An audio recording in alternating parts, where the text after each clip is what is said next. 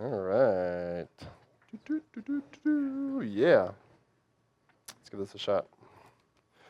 All right, cool. Hi, guys. So I want to talk a little bit about performance and kind of like reconciling how we think about it. There's a lot of conversations about performance and making things fast and pages being slow to load and all these things, and there's a lot of ways to kind of look at it. And so I want to dig into a little bit of that and just kind of recontextualize what is the most effective way that we can talk about performance and not waste our time. And kind of at the center of this is that there's a word that we use that just kind of oscillates in this discussion, and that word is slow, which is like this: it's slow, it's bad, it's you say slow when you're not happy with something. But then like there's other things, like you might say, like there's a lot of things that people consider to be slow, like you've heard that jQuery is slow, or like JavaScript animations are slower than CSS animations, right? Or touching the DOM is slow. What are other slow things?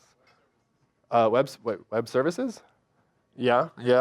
Talking like latency is slow, like mobile latency in particular. All these things are slow, but also like you've heard that reverse while loops are faster than for loops, so for loops might be slow, right? Maybe. All right, so like it's kind of hard. We have this like challenge of like things are slow, but like are these all the same slow? As an example, take 10 milliseconds. 10 milliseconds being what? Is this 1/100th of a second? Yeah, sure, yes, it is. Great. 10 milliseconds is 10 milliseconds slow. All right, let's say that you're loading an e-commerce page. So it's like the Google store, and you're loading the e-commerce page, and during that like page load, I inject 10 extra milliseconds. No big deal. But like in a WebGL experience, if I inject 10 milliseconds into each frame of animation, that happens every 16 milliseconds. Yeah, that's actually gonna like completely devastate the experience. So it's very contextual, right? And at Google and on Chrome, we've been thinking about this and being like, is there any way that we can kind of look at this and kind of reconcile which slows matter more than other slows? And we're like, well, how do we do that? Well, like, I don't know. And so at this point, we go over and we're like, there's these things, and it's Google has this list of like our 10 principles as a company. Turns out the number one principle on this list is focus on the user and all else will follow. And we're like that. That's good. Sounds good. What if we kind of like take this whole performance thing and like put it in users' terms, which seems like a very reasonable thing to do. But once you start doing that, it starts to like eviscerate this discussion between for loops and while loops, and you focus on like, well, does it matter to the user? We can find that out. One kind of model that we've all had when we think about performance over time is that there's this linear relationship between like success and faster, right? And faster is better. And that kind of makes sense, generally. But when we dig into it, like we see kind of there's these stages, right? Over here on the left, it's just like too slow, right? It's just like you're unhappy. Something's taking way too long, and you're just like, nope, something else. Here, you're like, okay, like I'll stick with it. I can deal with it. It's not how I want it to be. It's a little slower than I want, but it's fine. Somewhere in this area, like everything's fine. I got no complaints. I wouldn't list performance as like a thing that's bad or even that's great.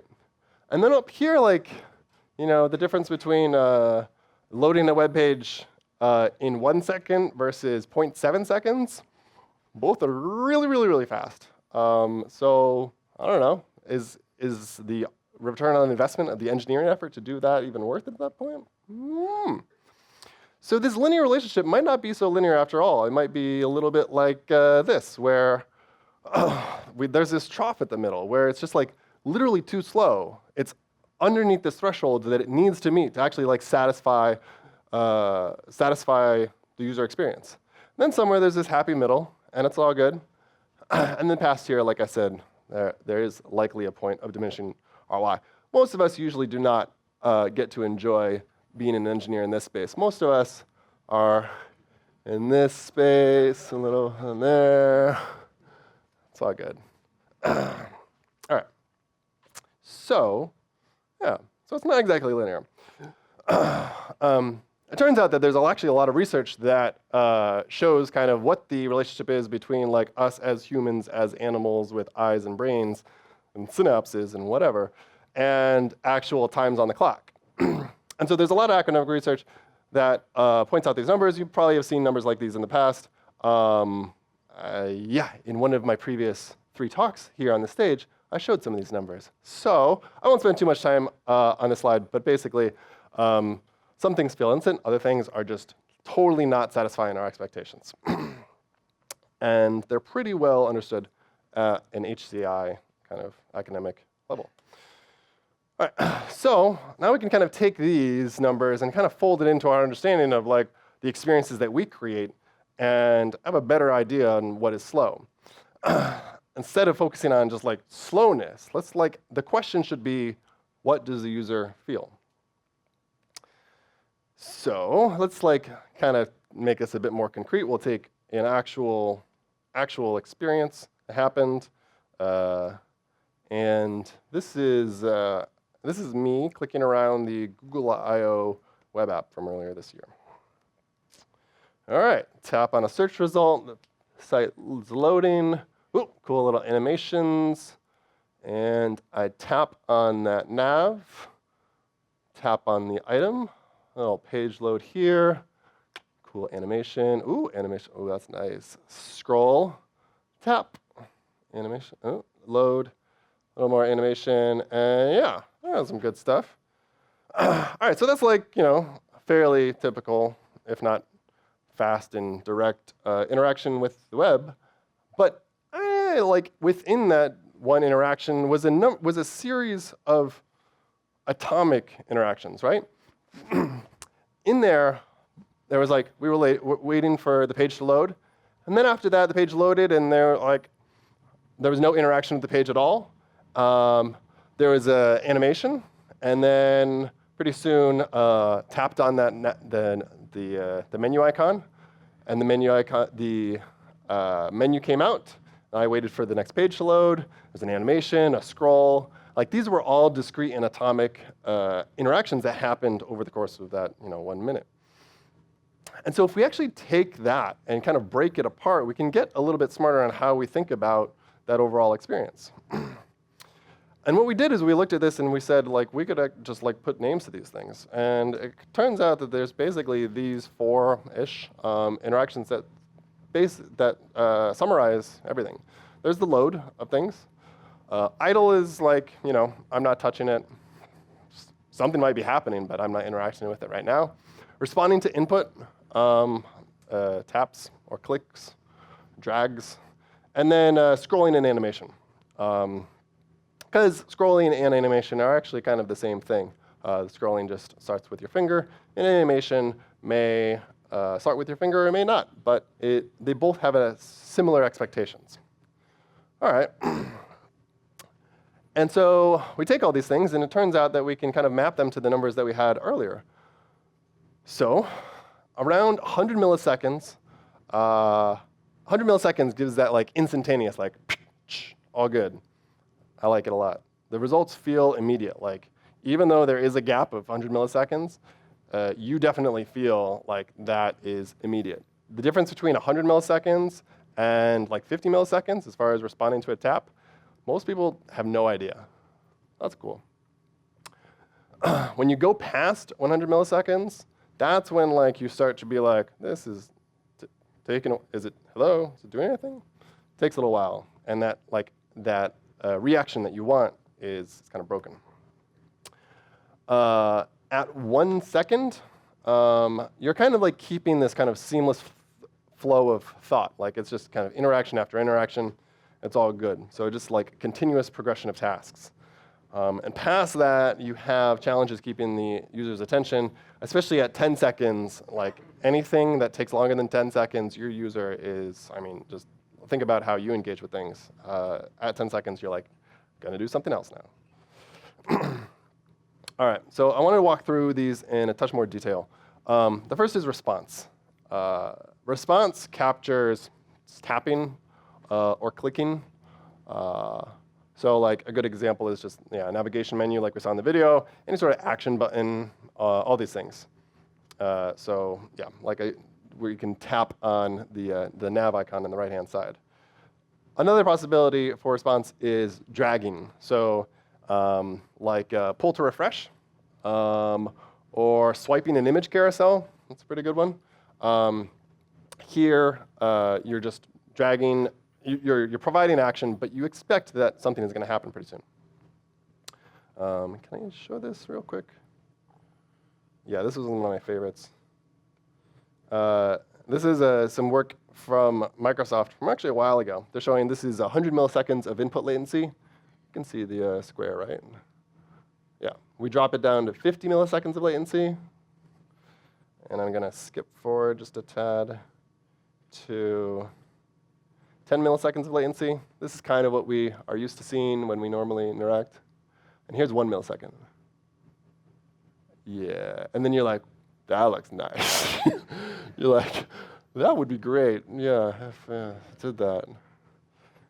It's very hard. The actual hardware itself does not typically react within 10 milliseconds. So you got to do a lot of predictive work to anticipate that.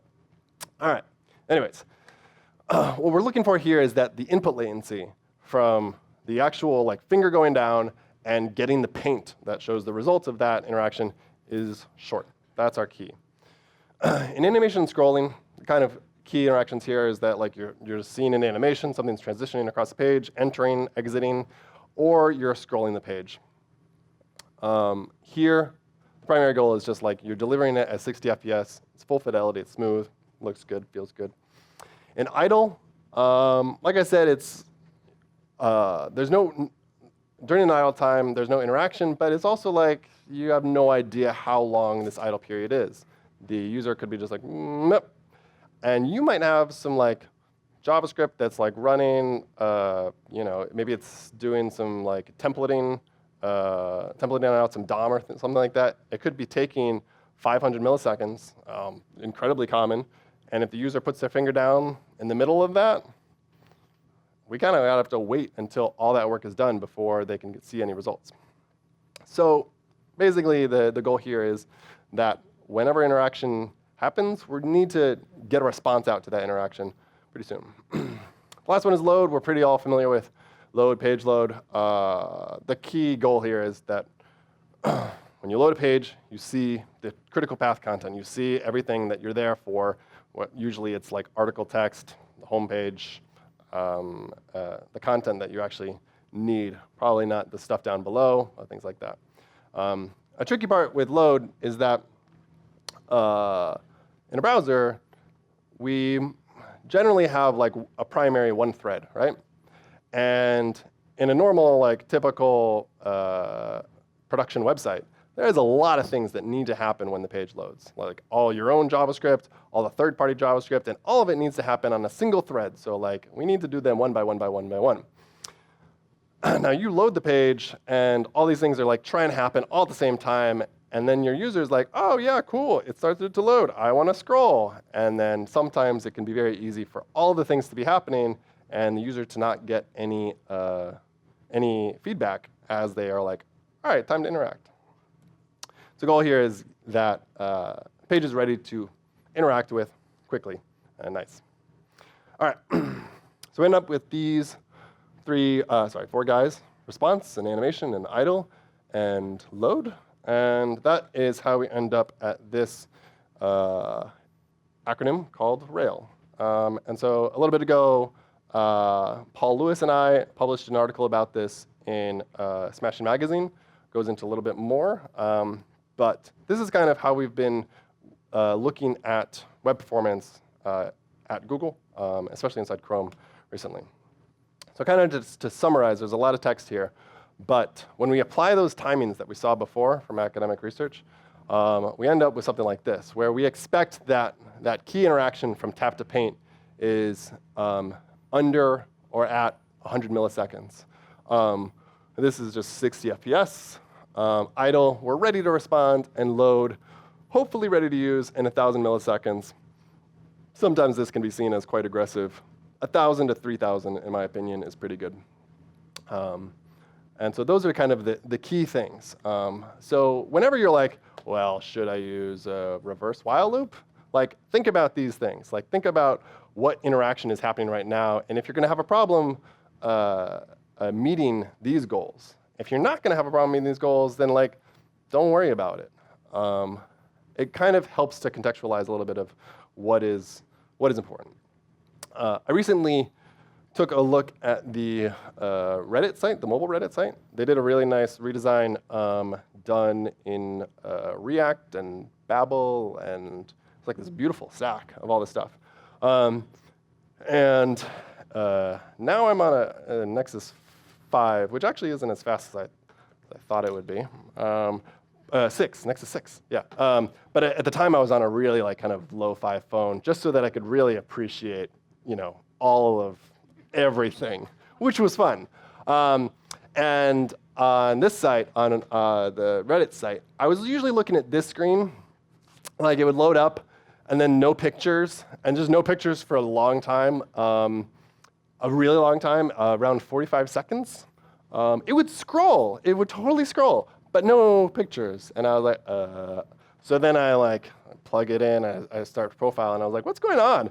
And then I see that, and I was like, that's a lot of things, a lot of things. So this is the timeline view in the Chrome DevTools, the flame chart.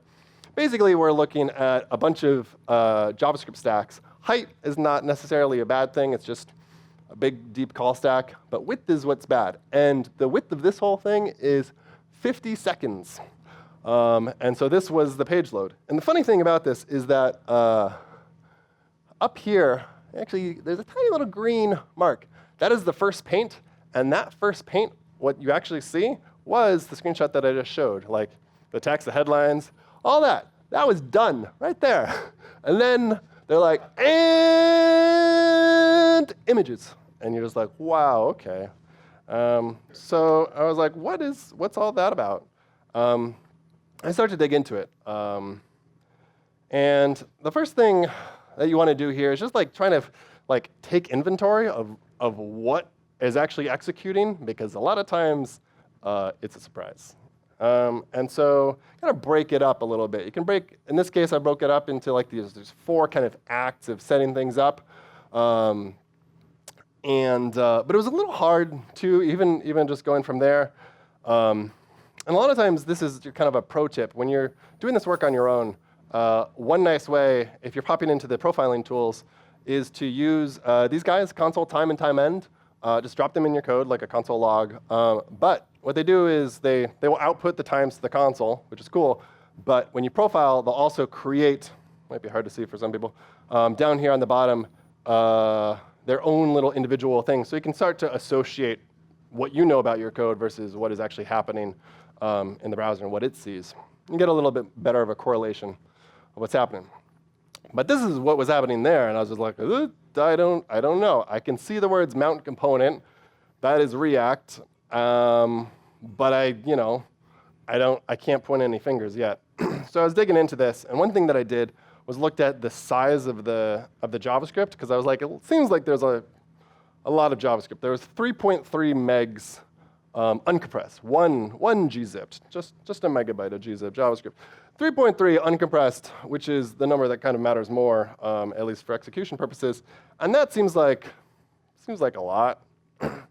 I should point out, like, size of JavaScript isn't necessarily a terrible thing. Like, a megabyte of JavaScript isn't necessarily terrible. Like, it actually, if we go back to this, a megabyte of JavaScript actually came down the wire in like this amount of time. So like, it actually transfers quite fast. But usually when there's that much, there's kind of an implication that there's a fair amount to actually execute as well. And in this case, there was. a fair amount. And so I was able to kind of like pick this apart. And so this is a really rad project. It's called Disc, D-I-S-C. And it'll take a browserify bundle and blow it apart so that you can investigate what is in there.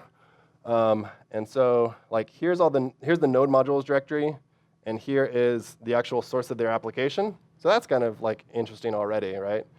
Here's the Reddit mobile app. Here's their view layer, pages, components, icons. Node modules, Babel. Here's Babel up here. Let me see if I can zoom. I can kind of zoom. DOM serializer, green sock animation, 100 kilobytes.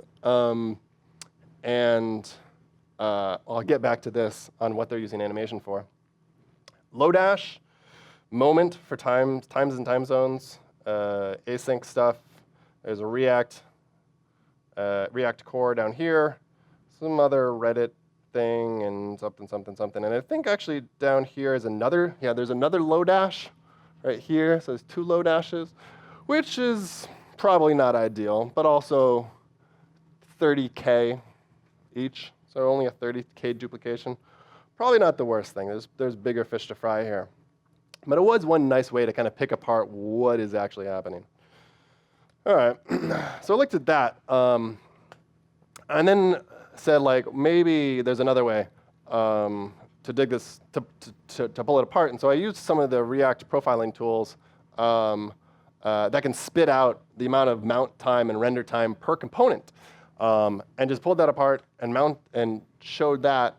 And so this is like the time that we really care about, because this is all that mounting that we saw before. The mount component is everywhere. And up towards the top, these are big things. And so what's at the top of this list? SNU icon. And does anyone know what SNU is? SNU is this guy. He's a little cute. This is the SNU icon. And he's super, super cute. He's in like, let's see, he's, I think, yeah, look, yeah. He's like this. Here's one right there. Oh, shit. Oh, wow. Well, you just have to believe me that I can see it on my screen. Oh, yeah. Okay, cool. Yeah. So he's there. He's also like all over this side menu that you don't open. There's like 60 of him in there, which might have something to do with the fact that he is the most expensive part of the actual application. Is this tiny little super cute icon. You're like, oh, well, that seems interesting. And so all this was really fun. Like I was, just digging into this, and I was posting it. The mobile site is actually, it's open source, and it's on GitHub, and I was just posting it on GitHub.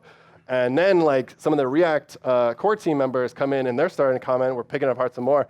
And then we realize like what is happening with SNU icon and why it actually has all this mount time. And it was because he's constructed with SVG, and they were using GreenSock, the animation library, to animate him when you hover over him, and you like hover, and then like he kind of like smiles and like a little boop, boop, boop, boop, boop, which is totally cool, which is great when you hover. But this is a mobile web app, and it turns out hovering actually doesn't happen a whole lot on mobile. And so like all of this was for an effect that nobody ever sees at all. And you're just like, that seems bad. Oh. So that was fun. That's a lot of fun. There's a lot of good stuff. This is on GitHub. If you just like Google like mobile Reddit performance, you'll probably hit it. It's a big thing where we profile the crap out of it. But this is like, this all starts because you start with the expectation of how long is a good time for this interaction to happen. In this case, we were looking at load, and so I was looking for like under 3 seconds. I want to have the content. I want to start to use it, and we weren't meeting that, and so it was like, let's dig into it. In other cases, I might look into when I actually tap on the comments or even the menu icon. When I tap on the menu icon, how long is it until that menu starts flying out? And there We normally expect something like 100 milliseconds. If you look on the Facebook mobile web app, it's about 1 second. But turns out it's 1 second for very bad reasons, like some stuff, some kind of some accidental stuff kind of runs. So it's probably actually fixed already. But this is kind of the approach that you want to go through. There's a few things.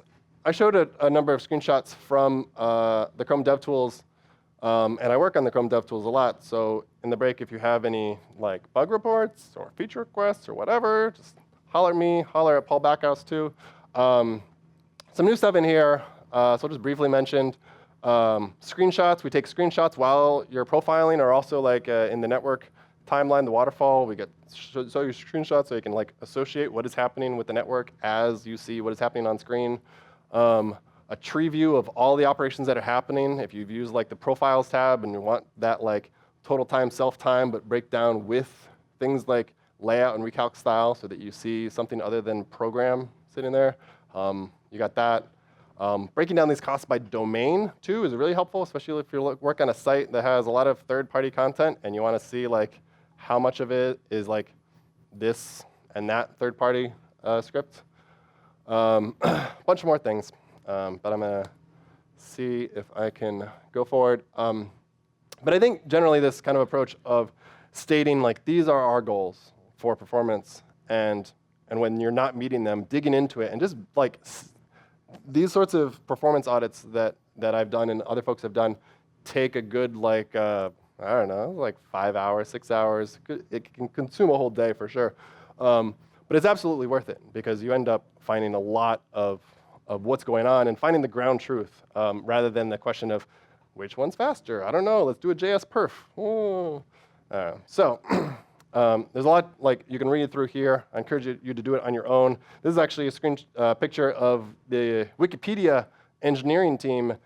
They took actually the DevTools timeline and managed to find a way to print it out on paper, which is super cool. And then they just like write on it with Sharpies and Post-its, and they're like, this is this, and this is this. And then look at this enormous time right in here where like really nothing's happening. What is happening? It turns out we're fetching parsoid stuff. The parsoid stuff takes, I mean, you guys know about the parsoid stuff. It takes a while. These things happen. It's all good. Anyways, I encourage you to do that. But these things actually pay off. This was a tweet from the team a while ago that these are their key metrics. Time to first paint is what this says. And they dropped it in half. And these numbers and the fact that Wikipedia is now twice as fast as it used to is a result of this sort of inspection. So it works. I encourage you to check it out. And thank you guys very much.